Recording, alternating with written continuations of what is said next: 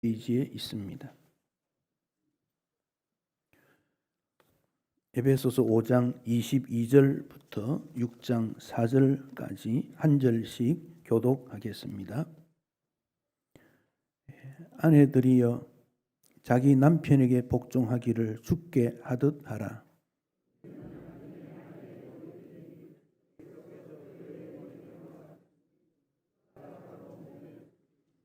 그러므로 교회가 그리스도에게 하듯 아내들도 범사에 자기 남편에게 복종할지니라.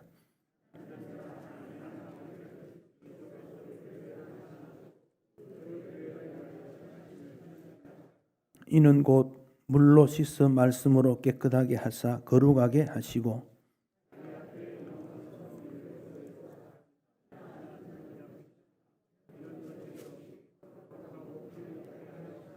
이와 같이 남편들도 자기 아내 사랑하기를 자기 자신과 같이 할지니 자기 아내를 사랑하는 자는 자기를 사랑하는 것이라.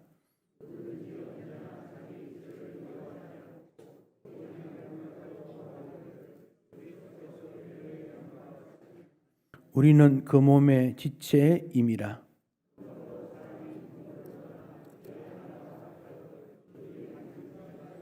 이 비밀이 크도다. 나는 그리스도와 교회에 대하여 말하노라. 그러나 너희도 각각 자기의 아내 사랑하기를 자신같이 하고 아내도 자기 남편을 존경하라. 자녀들아 주 안에서 너희 부모에게 순종하라. 이것이 옳으니라. 내 아버지와 어머니를 공경하라. 이것은 약속이 있는 첫 계명이니 이로써 얘가 잘 되고 땅에서 장수하리라. 또 아비들아 너희 자녀를 노엽게 하지 말고 오직 주의 교훈과 훈계로 양육하라. 아멘.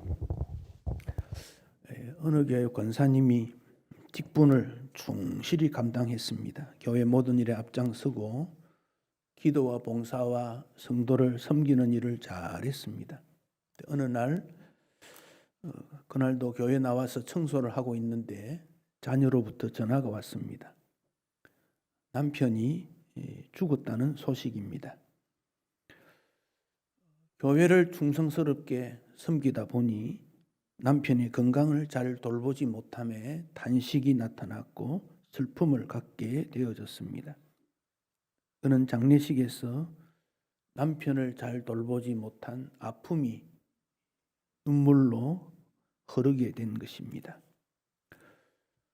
신앙생활에 있어서 믿음의 대상은 삼위 하나님이 분명합니다.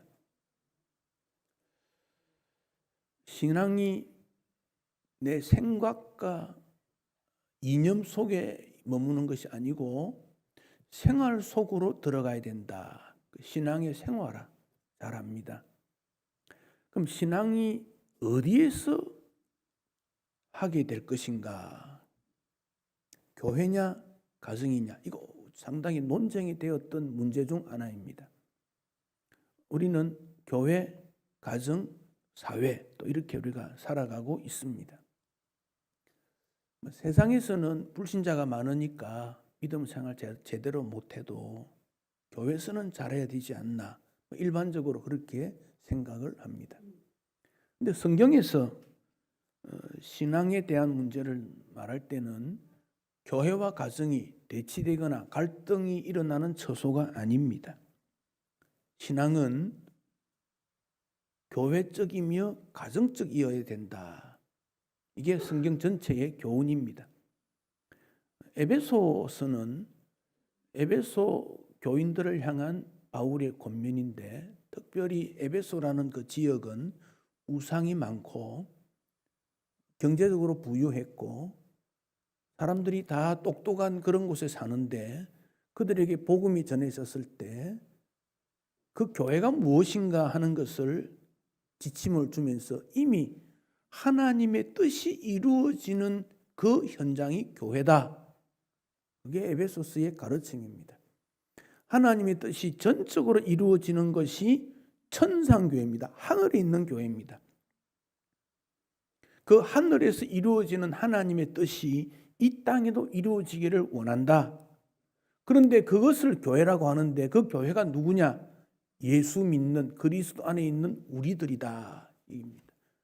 교회당은 건물을 말하지만 교회는 예수를 믿는 우리 성도를 의미합니다. 그러면서 교회에 대한 지침을 주면서 5장에 오면 부부 이야기가 나오고 자녀 이야기가 나오고 6장에 가면 일터에서 이루어지는 상급자, 하급자, 종, 주인 이런 얘기들을 바울이 하고 있습니다. 이것은 교회나 가정이 동떨어진 것이 결코 아니다. 그 점을 우리에게 명시해 주고 있습니다.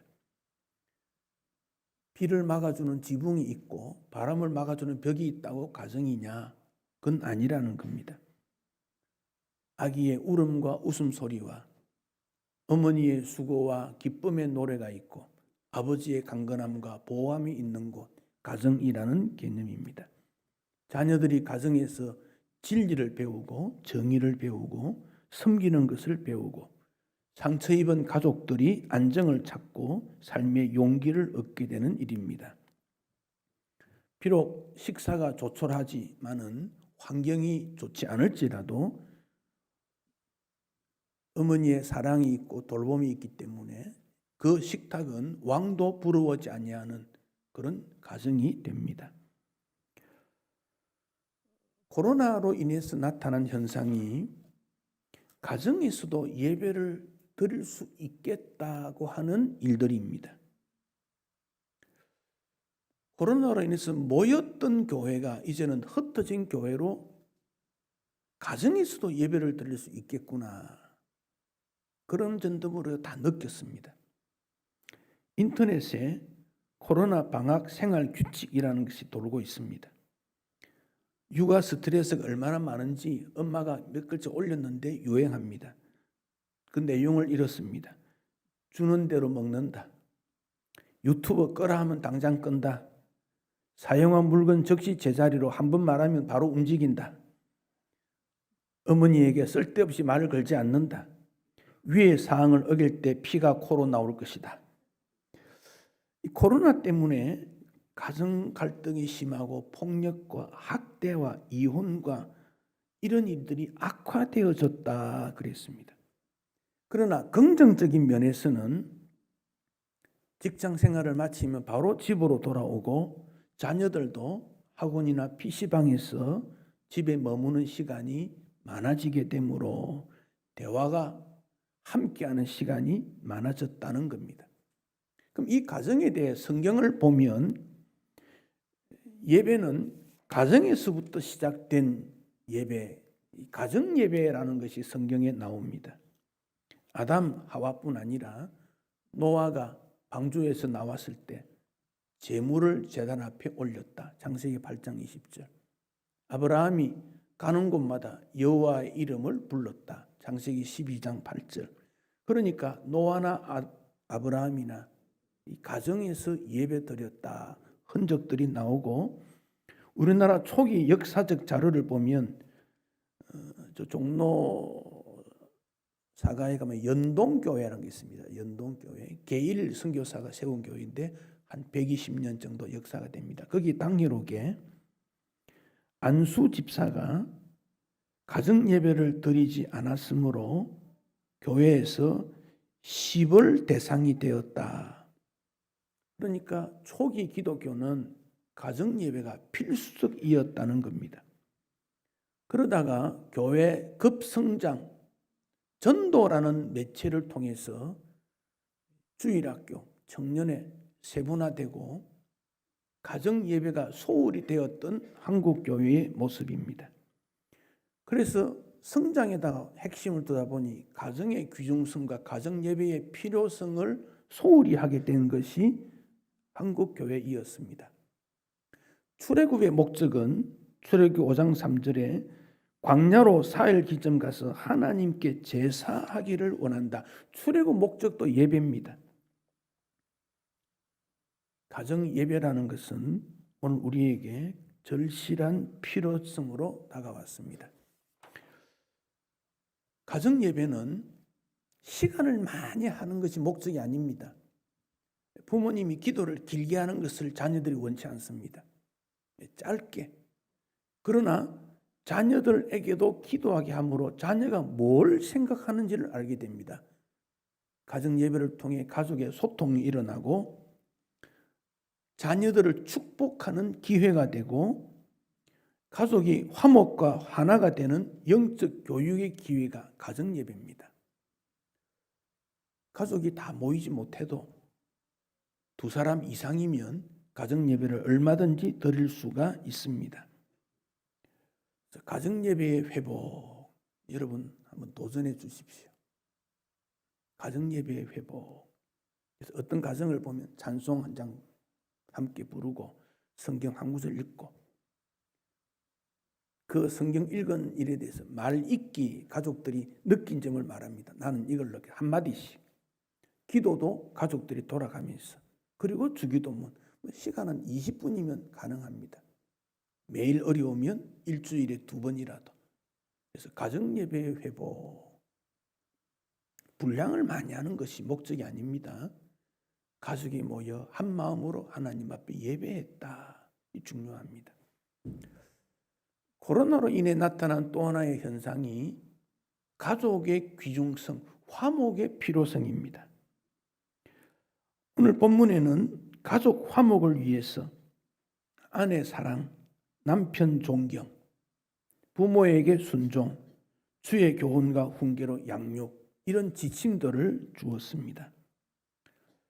장의 아내를 사랑하는 것이 예수님께서 교회를 위해 자신을 주신 것과 같다. 사랑이 무엇인지를 실천할 것을 말했고 남편에게 존경을 표함으로 아내가 스스로 자신의 자존감을 느끼게 만들고 자녀들이 부모에게 순종함으로 하나님의 약속의 축복의 대상이 되고 자녀는 주님의 교훈과 훈계로 양육해야 될 책임이 있다는 것을 말씀하므로 가족 모두가 가족을 위해서 노력해야 합니다.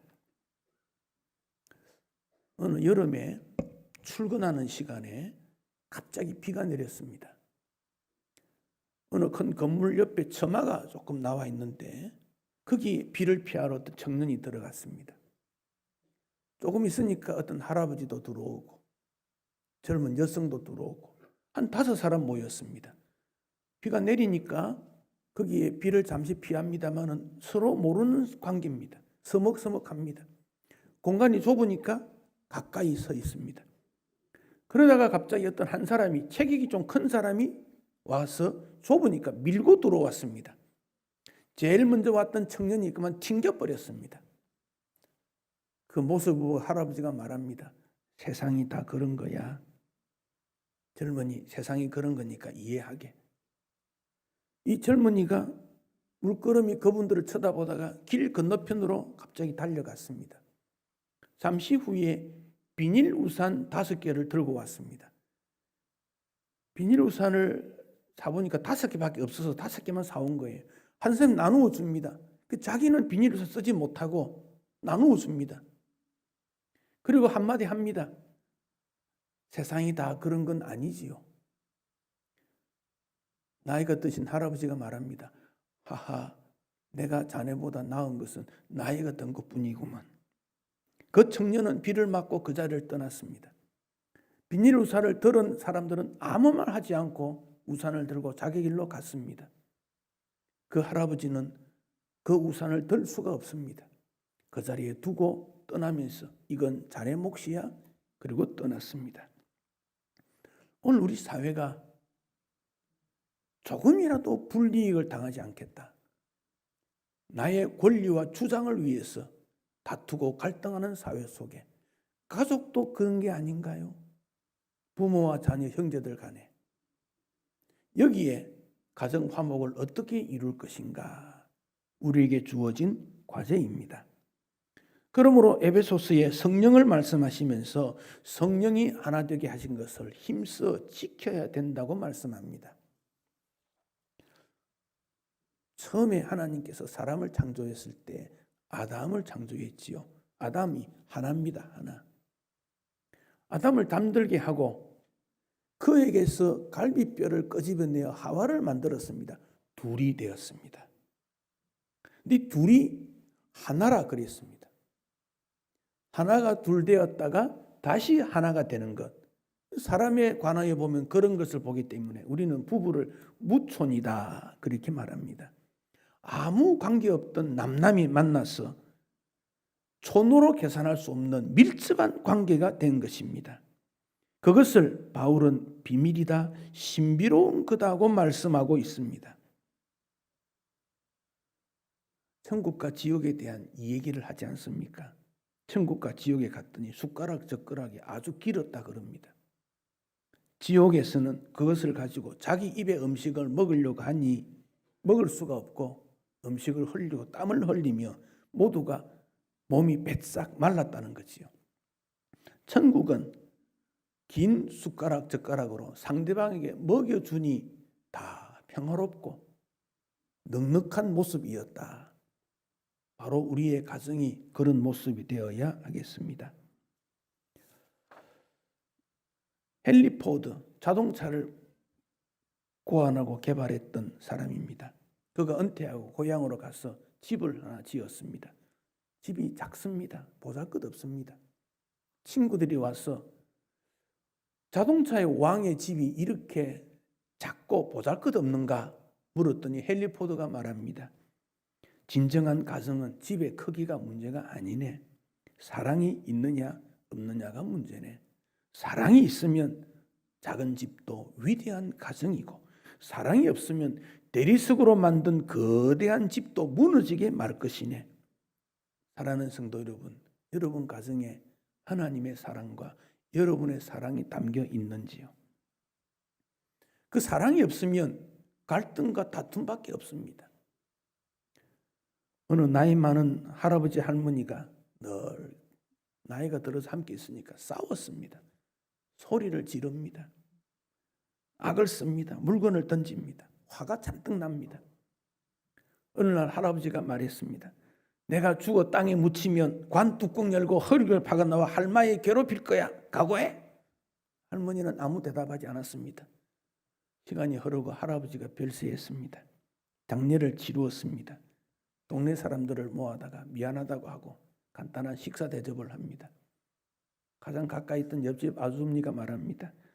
할머니 걱정 안 되세요. 할아버지가 관 뚜껑 나오고 다시 나온다고 했잖아요. 할머니가 말합니다. 내가 그럴 줄 알고 관을 거꾸로 묻었지. 지금 땅 밑을 파고 있을 거야. 함께 산다는 것이 불행일 수 있다면 그 가정이 아니지 않습니까? 솔로몬이 잠언서에서 다툼에 대한 얘기를 많이 합니다. 잠언 21장 9절 다투는 여인과 함께 큰 집에 사는 것보다 움막에 사는 것이 낫다. 잠언 25장 24절 다투는 여인과 함께 큰 집에 사는 것보다 움막에 혼자 사는 게 낫다. 똑같은 내용인데 반복했습니다. 잠언 27장 15절 다투는 여자와 비 오는 날 이어 떨어지는 물방울이다. 그를 제어하기가 바람을 제어하는 것 같고 오른손으로 기름을 옮기는 것 같다. 다툼이라는 것이 불필요한 것이고 아무런 유익이 안 되는 것. 다툼이 있고 가정예배 드릴 수 있겠습니까? 다툼이 있고 화목이 되겠습니까? 이건 교회도 동일하지 않습니까? 잠언 17장 1절 마른 떡 한 조각만 있고도 화목하는 것이 육곡이지요. 제육이 집에 가득하고도 다투는 것보다 나으니라. 아마 솔로몬이 왕궁에 있으면서 다투는 걸 너무 많이 본 것 같아요. 다투지 말라는 거지요. 다투지 말라. 화목이라는 거지요. 화목은 하나님과 우리가 이루어진 게 화목 아닙니까?